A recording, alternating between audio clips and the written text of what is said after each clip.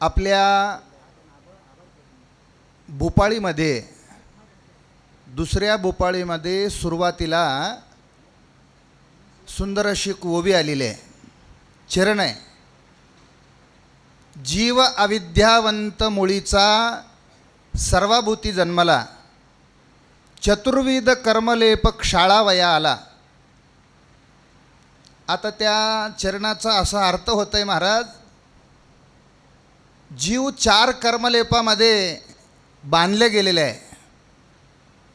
आणि दुसऱ्या एका भूपाळीमध्ये सुंदर सांगितलेलं आहे,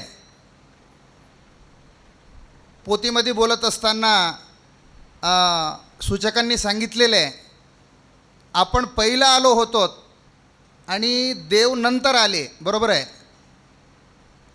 मायेमध्ये भुलला जीव, मनोने अवतरले देव. आत्रिनंदन म्हणती सर्व परंतु नेनती मूळ वार्ता. मूळ वार्ता बोलू कैसी, अगम्य अतर्क चौगासी. 6 जणी झाल्या पेशी, काय पाडा 18चा. या न्यायाप्रमाणे महाराज, जीव हे पूर्वी या ठिकाणी आलेले आहे आणि जीवाची कळवळा त्या देवाला येऊन देव तदनंतर आलेले आहेत. ज्ञान भक्ती वैराग्याची शिदोरी देव घेऊन आणि या जीवाला त्या कर्मपाशातून सोडवण्यासाठी 4 प्रकारचे जे कर्म आहेत, त्या 4 प्रकारचं कर्मापैकी पहिलं कर्म आहे अज्ञान. पहिलं कर्म आहे अज्ञान.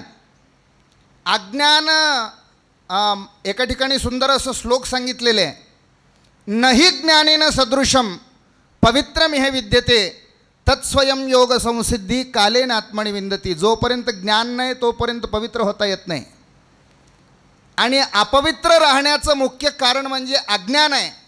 आणि ते अज्ञान नासवण्यासाठी जीवाला झालेले जे अज्ञान आहे त्या अज्ञानाला दूर करण्यासाठी आणि जीवाला सुज्ञान करण्यासाठी श्री दसनाम दत्त आखाडा सुरक्षान्यास यांच्या वतीने गेल्या 5 वर्षापासून, यंदाच्या ऑगस्टमध्ये 5 वर्ष पूर्ण होतात, 5 वर्षापासून प्रत्येक संस्थानावरती निजात्मबोध ग्रंथाचं ज्ञानचर्चेचं सोहळा चालू आहे. आता त्या ग्रंथाच्या नावामध्येच आहे निजनाम. निज म्हणजे काय महाराज? निज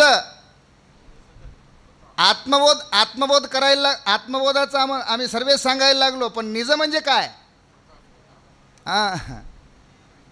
आणि त्याचं बारकाईनं संक्षिप्त करत असताना महाराज, निज म्हणजे खरं आहे. निज म्हणजे काय? खरं आहे. तेलुगूमध्ये सुद्धा आपण खरं जे म्हणत असतो त्याला तेलुगूत निजम म्हणतात. तेलुगूत काय म्हणतात त्याला? निजम. निजम म्हणजे खरं आहे. आणि आत्म्याला होणारा खरा बोध म्हणजे ते निजात्मबोध आहे. आता बाकीच्या काही बोधानं आत्म्याला बोध होत नाही असं माझं मत नाही. पण जिथं कुठल्याही प्रकारचं संभ्रम उरूच शकत नाही, जीवाला खरं ज्ञान मिळतंय आणि जीवाला परिपूर्ण ज्ञान मिळतंय आणि जीवाला शुद्ध होता येतंय, ज्या ज्ञानानं जीवाला शुद्ध होता येतंय. एका ठिकाणी एका आरतीमध्ये सांगितलंय, शुद्ध असती जेची तेची पावती मोक्षपदासी. जन्मोनजन्मी तुझा दास न भजे दैवतासी. देवराजो प्रभू माझा पूर्णानंद तेजो राशी. नरोत्तम विणवितो देई ठाव चरणाशी. आरती सद्गुरु प्राप्ती सर्व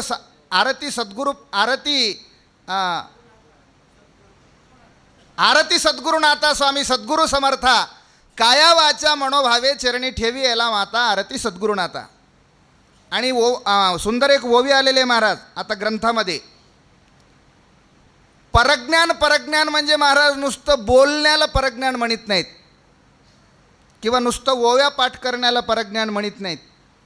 आता बरेचशा काही गोष्टी ग्रंथकर्त्यांनी बोलल्याच्या नंतर सूचना करीत असताना नागोराव पाटलांनी सांगितलेत, कीर्तन करणे, भजन करणे वगैरे वगैरे वगैरे वगैरे. तर त्या परज्ञानाबद्दल सुंदर अशी एक ओवी आलेली आहे त्या ठिकाणी. जसं की सत्यवादी करी संसार सकळ, आलिप्त कमळ जळी जैसे. कमळाचं फूल पाण्यामध्ये राहतंय पण अंगाला कुठल्या प्रकारचं पाणी लागू देत नाही. परज्ञान म्हणजे हेच आहे महाराज.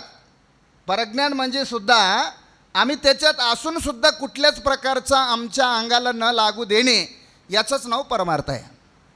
आणखी नाही पुढं जाऊन दुधापासून तूप तयार होतं आहे. दुधाच्याच प्रक्रियेतून तूप तयार झालेले आहे. एकदा तूप झाल्याच्या नंतर ते काही केला दुधात मिसळत नाही, बरोबर आहे. आणि आपणसुद्धा आपल्यालासुद्धा आपलीसुद्धा प्रक्रिया होऊन आपण एके दिवशी तुपासारखं व्हावं लागणार आहे. पुन्हा आपल्याला त्यात दुधामध्ये मिसळणं जसं तूप जसं दुधात मिसळत नाही तसं आपण झालो म्हणजे खरे आपण परज्ञानी झालो. बाकीच्या अलीकडल्या गोष्टीमध्ये आपण लुब्ध होऊन, या प्रापंचिक गोष्टीमध्ये लुब्ध होऊन, या प्रपंचाच्या प्रत्येक गोष्टीमध्ये लुब्ध, आता तिथं मान सन्मान किंवा धनदौलतच नाही, प्रत्येक गोष्ट त्या अंतरंगातले विकार असोत, बाह्यरंगाचे विकार असोत, या सर्वापासून दूर होऊन आम्हाला एक व्हावं लागणार आहे. दुजा ठाव समूळ पुसला, उरलो माझा मी एकला, संगे कोणी नाही मजला मजला मी नित्य पाहतो. असं आमची अवस्था व्हावं लागते. त्यावेळेस खरं परज्ञान आहे आणि त्यावेळेस आमचं जीवाचं नक्कीच उद्धार होतं आहे, यात काही संशय नाही. आता इथं वेळेची कमतरता असल्यामुळं बाकीचे पण काही साधू संत बोलणार आहेत. बापू आणखीन बोलायचे शिल्लक राहिलेले आहेत आणि या ठिकाणी मला बोलण्याची संयोजकांनी संधी दिलेली आहे, त्याबद्दल संयोजकाचे या ठिकाणी मनस्वी आभार. आणि या ठिकाणी उपस्थित सर्व साधू संत मायबापांच्या चरणी शतकोटी प्रणाम.